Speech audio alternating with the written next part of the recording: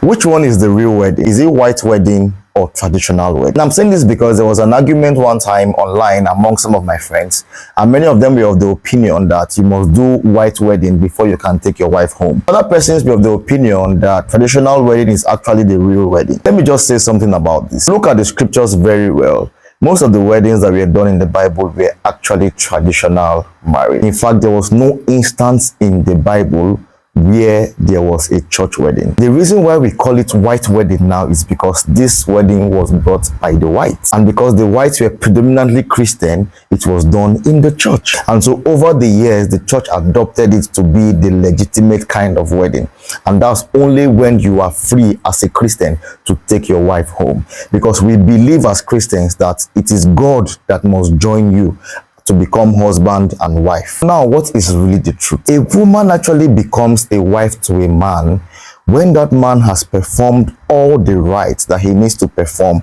to the parents of the lady, and has done everything that he needs to do to take that woman from her parents.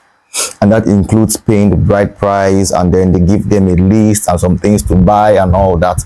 And then the man, at that point, the father is able to now say, okay, this man has satisfied all the conditions, and then he can now take my daughter as wife. So if people are not buoyant enough to go ahead to do the church wedding, I would believe that at that point they can actually begin to live as man and wife. If they be Christian and the church is of the opinion that they must be joined according to Christian faith and doctrine before they can become man and wife, then on the day of the traditional wedding, the church can also be invited. The pastor can be invited. So come there, and even as the father gives his daughter to the man, the pastor can also bless them and pronounce them man and wife. And if they still decide that they want to go ahead and do the white wedding, then it's all good. It's their choice. This is just my opinion though, and I don't have the final say. Let me know what you think in the comment section.